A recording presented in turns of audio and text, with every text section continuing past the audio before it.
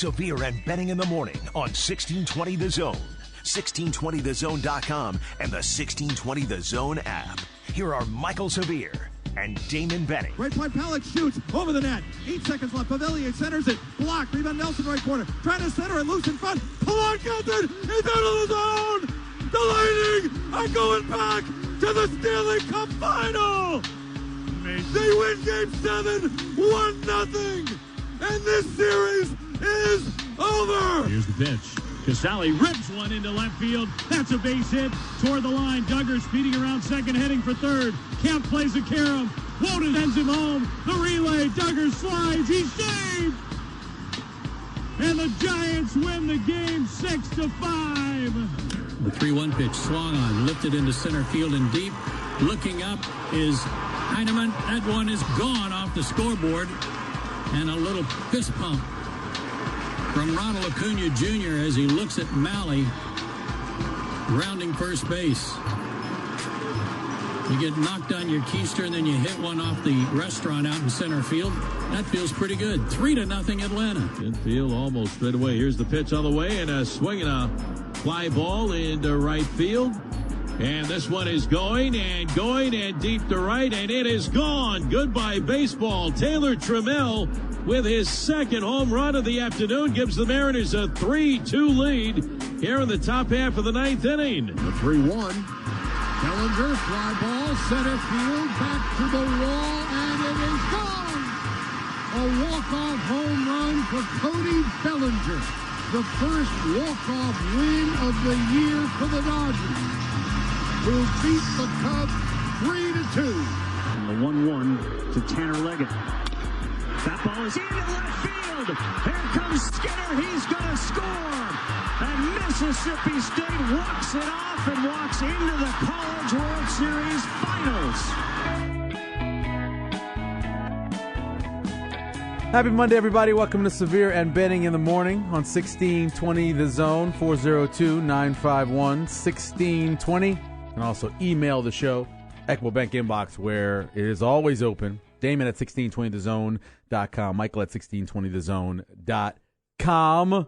Good morning. We walk into Presents, Phil Steele's 2021 college football preview. I'm excited to read through this and all of the information that is available. Exciting.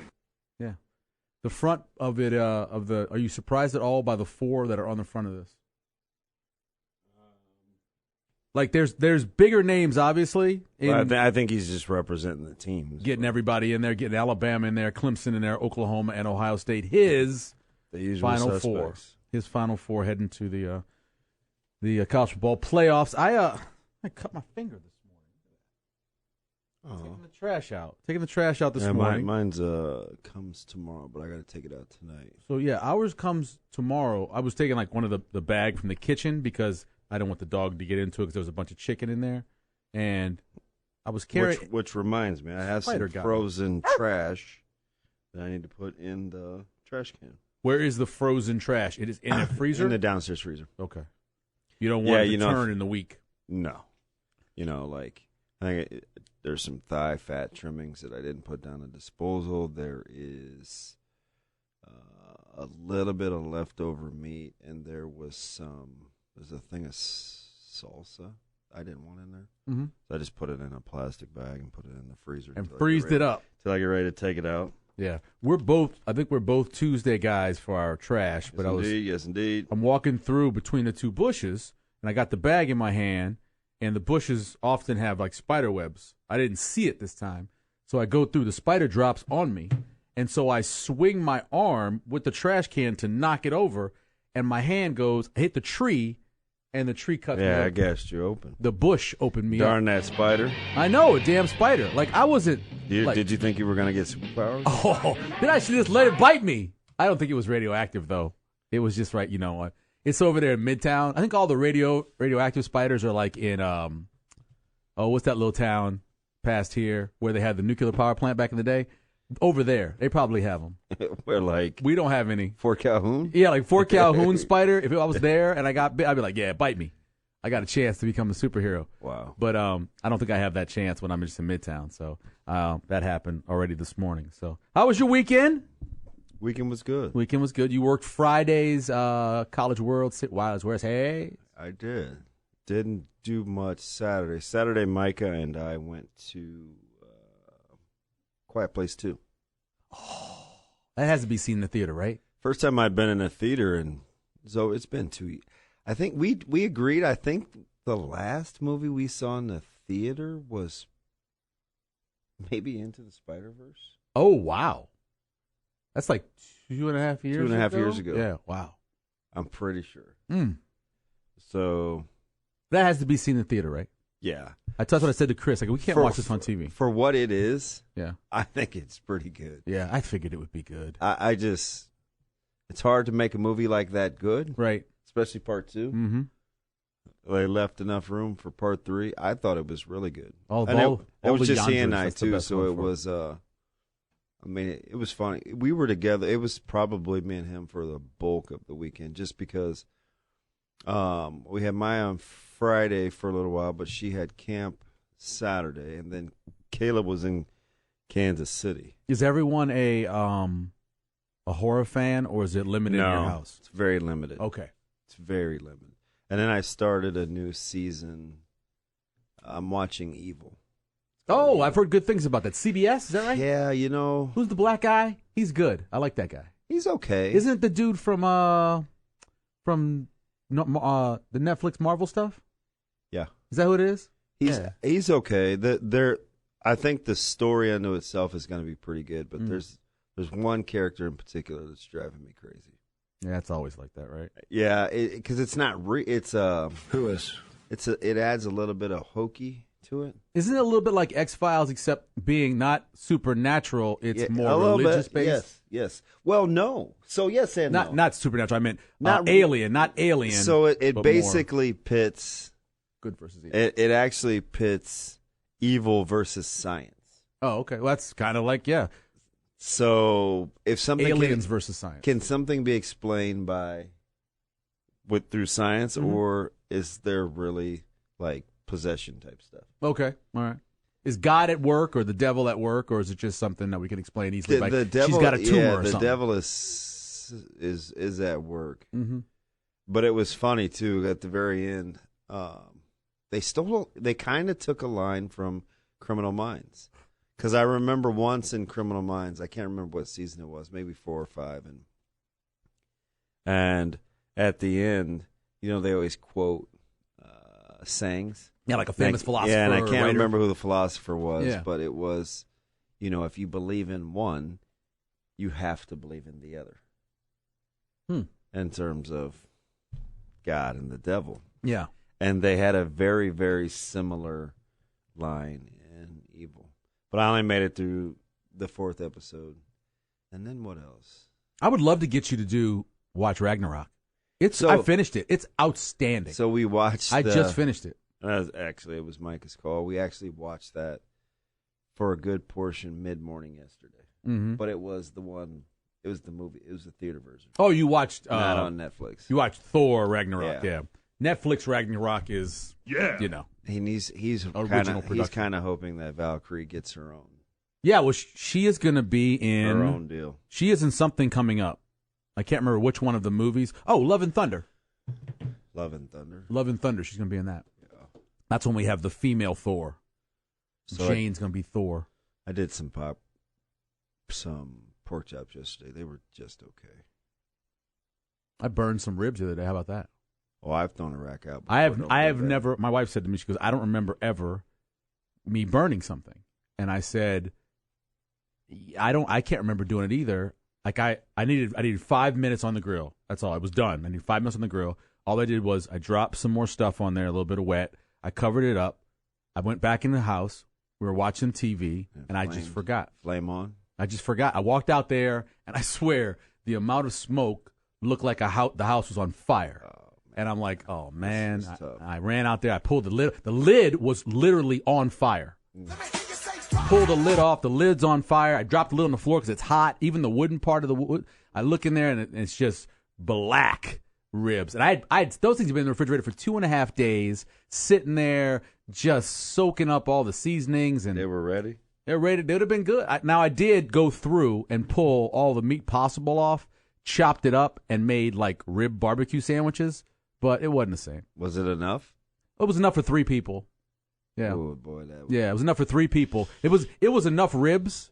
I'd say it was probably 7 pounds or 8 pounds worth of ribs. It was a giant rack of ribs that I bought over at Baker's when they had the sale. I've been in my freezer for a while. I tried to do too much with pork chops. I put them in you could just have a nice grilled pork chop. Yeah. But just with little Tony Chachere's on it. I put some it was kind of like this sesame teriyaki marinade. Mm-hmm. And I didn't really like the way it, man. I thought it was still a little sweet for me. Everybody else liked it. I was like, That's the biggest difference between, obviously, teriyaki and soy sauce, the amount of sugar they put in the teriyaki. Yeah, I just was not. Sesame is one of those things that I'll take. Like, I've had a sesame bagel that I liked, and then I've had a sesame bagel I was like, I just don't like this. I don't have a good grasp on sesame. I'm not because I love like sesame sticks. I like a couple of drops of sesame oil, but there's like a very fine line for the threshold. Yeah, where if let's say 2 drops is good, 3 could be bad. Mm-hmm. Yeah, where it almost gets bitter. So no, I don't know. You have to kind of.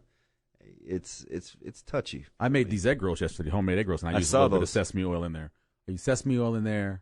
I baked a bunch of chicken that I had. I used that. We've done those quite a bit. Yeah, those are good. I used the keto wraps, which actually were surprisingly good. I did not expect them to be good, but I was trying to make it fully keto for Chris. I used keto wraps. I was surprised. So they've come a long way. So they're world. very, very, very thin. Yeah, extremely thin. I'm surprised, and maybe I shouldn't be, that your palate can pick that up enough to detour your taste buds because of what it's stuffed with. Right. Right? And you're... I'm also big on when I eat an egg roll. This has always been me since I was a little kid. I peel the stuff off the egg roll and eat it, and I like to eat it. I like to dip it into the stuff. Maybe that's I love that part of the egg roll. It's probably my favorite part of the egg roll. Yeah. They looked good. No, they came out great. Listen, you want to see a broken-hearted woman? So I gave 2 to my wife for lunch. Right, she ate them. She's like, "Oh, these are really good." And then she had to go do a bunch of stuff. One of my kids had to go to this event, and so Miles was home with his friend Finn. And I'm doing stuff around the house. Still one of the greatest 21st century names. It's a solid name. And by the way, we have 2 of them. We have Finn the friend and then Finian the neighbor. He's not Finn, though. He's Finian. Okay? As in don't call him Finn. So it's not the guy that hangs out with Ferb. That's Phineas. No, definitely not Phineas. Phineas is the one that our friend is. The other one is different. So you don't accidentally call the little one Finn. But anyway, so Chris comes home. And she's like, "What are you doing for dinner?" I said, "Well, I made Miles meatball sandwich because he was hungry earlier. I know that Logan's already eating at this party he's at. What do you want to eat?" She goes, "Oh, no big deal for me. I'm just going to eat the rest of the egg rolls." I said, "I think they're gone." She goes, "What do you mean? There were 6 left." I said, "Yeah, I think Miles and Finn might have eaten all of those." She goes, "Nah, Miles, any more egg rolls?" "Nah, we ate those." I was like, she was like, "What?" I made 12. It's a wrap. 12. Yeah, I was gonna try to show you the picture. That's a lot. It sounds like it's a lot. They were big. I used until you get there. Until they started. I had 3. Chris had 2, and then those 2 boys knocked off the rest of them. Come on, boys. I know those boys get it, man. That's what they do. I like that. So I need to ask you this question before I forget. So at what time on Friday did you realize we were having a delay for the game? And then when did you guys realize why the delay was happening? Okay. The game was supposed to start at 1. Full disclosure. Mm-hmm. It was 11:30. Mm-hmm. Now we're up there and we can see. Right. We can see when the field's being done. You're up there enough, you know when stuff's supposed to happen. Yeah. I'm telling you, this is there. So if you have your mind made up on whether you should be vaccinated or shouldn't, like, this discussion isn't for you, because that's not what this one's going to be about for me with NC State and the NCAA. Yeah. So I'm just telling you. Right. So we're up there, we're talking, we're going through our notes, we're waiting for a lineup. Yes. Now, the new thing now is lineups have to be in 90 minutes before opening pitch. Makes plenty of sense. Okay. Which would have been by 11:30. Right. Vandy's was in. Mm-hmm. We're still waiting. So we ask around. And everybody's kind of being a little sheepish. Sure. There are two people in particular that we think know what's going on. They have to. But they aren't saying anything. Mm-hmm. Right? And it was something to the effect of there's probably going to be a delay. We immediately get on the radar. We're like, yeah, shoot, the that's weather's what I did. I looked outside. The weather's good. Oh, that looks great. He looked at me and he said, it is not weather related. Okay. So we're like, Mm-hmm. So 1 o'clock comes around. No, let's get to like 12. Okay, 12. So we said, hey, let's pre-record because Vandy's out there. Vandy's out there taking BP still. Yeah. And NC State is in the dugout. Yeah. So Chris gets us both coaches. Yeah, okay. So we get to Coach Avent, and we asked him about Reed Johnson, and he said, no. He says, not going to bring him back on short days rest. It's not really fair to Reed. Yeah. We're going to go with Willitson. Like, oh, shoot, okay. Like maybe that was the gamesmanship, right? Because that would have been a little bit of a surprise. Oh, definitely, yeah. Still no lineup, though. So we wait about 10 minutes, and like 7 or 8 of the NC State players walk back up the tunnel. And I said to John, I go, so that's kind of weird. Like, where are those guys going? So they were gone for about 6-7 minutes. Meanwhile, John's back timing the national. He's the professional, right? So he's back timing the logs. He's like, okay. He's like, I know when these guys like to chalk the field, something's up. Yeah. So those guys come back in the dugout. Another group leaves. Mm-hmm. We're like, oh, shoot. Yeah. I bet you those guys are getting tested. Mm-hmm. That's what I thought. Yeah. And it's supposed to be, we knew day before testing, so that would be weird to be testing that day. Okay, so that's the clock, right? We thought Friday would have been day 2 of every 2 days. Oh, okay, got it. All right. That's now, listen, we could be wrong. Right. So we're trying to piece this thing together. So they come back out, and there's probably only, I don't know how many players in the dugout. Not many. So we're like, man, because at the very end of the interview, Coach Avent said, we said something about getting the game in with the weather, and he goes, man, I sure hope so. Mm-hmm. So I was like, oh, okay. Still didn't think anything of it. Right. Then we get the first report from CBS 17 Raleigh, and nobody wanted to say anything, which is understandable. Yeah, right. So we quoted CBS 17 from Raleigh. What time is this? This is probably 12:25, maybe. All right. And I tweeted it out because somebody here locally tweeted, rumors are something's happening that's COVID-related, which I wouldn't have said. But again, people are different, right? So we waited for something firm, and Raleigh 17 says it, and they listed the 2 players. One of them was JT Jarrett, the other was Evan Justice. Right. So immediately, I just started. I was a little taken aback by the interview, obviously. With the coach. Right? Because I felt like. And at this point, when you interviewed him, he didn't know everything.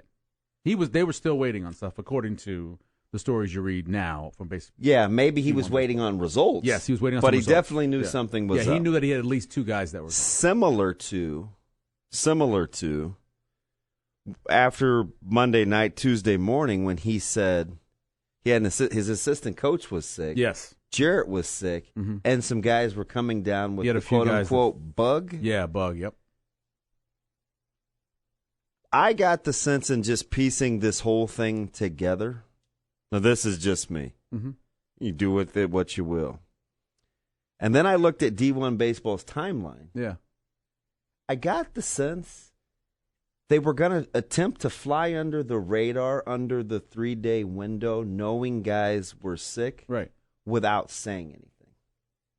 I don't think he was expecting another pitcher to test positive. Mm-hmm. But he must have known that his unvaccinated guys were required to be tested. Yeah, because so once unvaccinated guys test positive, then that triggers everybody else. Then it triggers everybody else. Right. Which is, and I don't know if people knew that, but I was trying to figure out why everybody was mad about that. I don't know. I have no idea.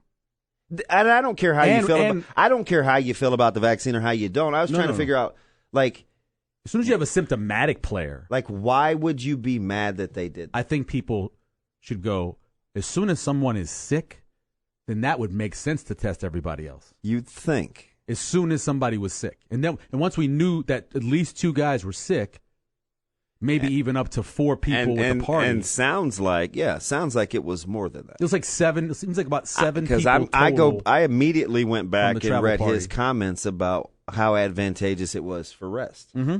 And he referenced multiple guys, 2 or 3 that were actually sick and some that maybe were kind of getting the buck. He said it seems like something is going around. Yeah. When I say 7, that's between the whole traveling party. So yeah, but those are his words. Right. And that's talking about what the 3-day rest would mean. Mm-hmm. So that's Monday night into Tuesday. So apparently something was up. Sure. Right? And wouldn't you, if you were a coach or anybody, actually, as long as we've been dealing with COVID now, if you had somebody who you knew wasn't vaccinated and they were kind of sick, wouldn't your mind immediately go to, I hope this isn't COVID? Because, I mean, I no longer think about the flu anymore. I think anybody who's not feeling well. You would think. That just happens nowadays. You would think. Now, I try to take, when I'm trying to arrive at, like, what could I have done differently, I try to take my personal feelings about the situation aside. Mm-hmm. So, but immediately people want to take a side. Oh, sure, we either hate the NCAA, we love the NCAA. Pretty much everybody hates the NCAA. We hate the vaccination. We hate Vandy. Vaccine. We don't, or we hate Vandy. We hate Vandy, yeah, or whatever. Right? It was Vandy's fault. The conspiracy theory. Well, Vandy obviously had concerns. Sure. Vandy obviously had concerns. Kendall and Aaron both have said, and we'll talk to Aaron later in the show, though, that the rumor that Vandy asked for additional testing is not true. That's what they both say. They both say that they've talked to everybody, and the idea that Vandy's head coach asked for additional testing wasn't true. Yeah, so there were so many things that I couldn't believe. Like, some of the, I don't know, man. It's just kind of, it's a little disappointing. And I'm not saying you have to agree with what I agree with, but the level of detours and U-turns and excuse making and blame that adults want to assess for why a situation is what it is without looking at the original source are nothing short of maddening. I'm like, you guys really are arriving at the conclusion that it's everybody else's fault. Right. Except for those that had the most control. Exactly. Because we don't like the timing of when they were told they couldn't play? Yeah. Like, where does either the timing or the fact that there are more people mad because there was no press conference on Saturday morning than they are about almost anything else. People are mad about that they shouldn't have said it then. They should have waited till the morning and done a press conference then. Would that have been any different? What happens if NC State alerts officials to the first signs of anything happening with sickness? They may have never gotten to Friday. Maybe. Maybe never gotten to Friday. Maybe you test earlier and you meet the clearance guideline too. Maybe. The hard part about the clearance guideline is if someone's symptomatic, that's automatically. We don't know. But you didn't even give yourself a chance. That's already 7 to 10 days. That makes it tough. Right? Yeah. You didn't even give yourself a chance. Right. So I don't know, man. That's I just had to put it down for a while. I'm like, okay. The people that drive me crazy more than any of them, and you read all this stuff that people, and I read through a lot of comments today, the last couple of days. The people who say if this would have happened to either Texas or if it had happened to Vandy or it had happened to Mississippi State, they would have handled it differently. I mean, what I say to that is this isn't football and Ohio State and the Big Ten maybe doing something to benefit their conference. This isn't Alabama getting a benefit over a Vanderbilt in football. This is baseball, where the CWS folks are just trying to follow these guidelines that were put in place by the NCAA. That's it. They're trying to find the guidelines. I think in the moment, NC State is emotional. I get it. I get it, right? Like, rug snatch from underneath you, seemingly. You had every opportunity to, like, sort it out on the field. NC State showed a ton of gumption. Like, they showed some serious They fought their ass off on Friday in terms of how they wanted to respond on Friday. And that was already the team that I thought, like, okay, that kind of adopted them as the team that I like their grit. I think a lot of people here locally did that with the underdog thing. I was kind of all in with them anyway, but then I go back and I'm thinking to myself, what happened between disclosure on what was going on Sunday, Monday, into Tuesday, and were you really going to try to fly under the radar without another positive, hoping everything would be okay? I would hope that's not. the part that I'm having a hard time reconciling in my head, because I go back to the coach's interview, I go back to what was said, I go back to the play on words in the media with the post game and people being sick, and I'm just like, God, they have to share in some ownership in this, folks. Like, they really do. You'd have to be ignorant to not think that if you had somebody sick, that they were going to get tested. Ignorant if you're being objective. Because of lack of knowledge. Not being dumb. If you're being objective. Ignorant, knowing what the rule is and the way it works. And obviously they've been tested like this for 4 weeks now. And I'm all in. SEC tournament, or not SEC tournament, the ACC tournament all the way through, they've been dealing with this. So they knew what was going to happen. They had to. And I didn't get any inkling, and maybe, Tim Corbin plays it pretty close to the vest. I didn't get any inkling that he didn't think that game wasn't going to be played. The Saturday game? The second game? The Friday game. Oh, okay. Yeah. Right? It certainly seemed like he knew that they were going to play. He just didn't know who they would have. Right. Based off of the third inning interview they did with him on TV. So, I mean, seemed like that. I don't know. I thought, and I shouldn't allow myself to be moved emotionally by that. That's on me. But it was reading through Saturday morning's knee-jerk responses and kind of the vitriol and disdain that people had for a particular side. I'm like, how do you guys even feel good having such strong opinions with very minimal amount of facts? Before we got to take a break. It was flat out scary. I want to read just stuff right here from the Kindle timeline before we go to break, just so for people who haven't caught, maybe this whole weekend. Listen, a young woman, she's not really young, wonderful woman, wonderful gold hat, showed up on Saturday at about 11 o'clock to support her Vanderbilt Commodores, not knowing that the game had been canceled because, she wasn't on Twitter. She didn't know. So there are people probably out there, not like her, but that haven't followed it. Real quick, NC State, we mentioned this before, had symptomatic players, 2 of which tested positive. That triggered the rest of the testing for everyone else, including the vaccinated players. 4 of those players who were in Friday's game tested positive.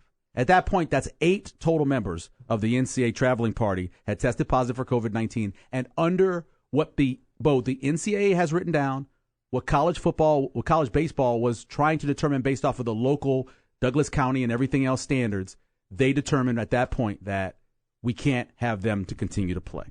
We'll get into more of that. We got more from Kindle's story, of course, the timeline. Also, we want to talk about me and we. Me and we is huge in this situation.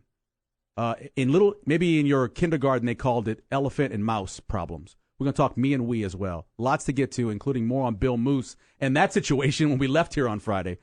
We come back here on Severe and Benning in the morning.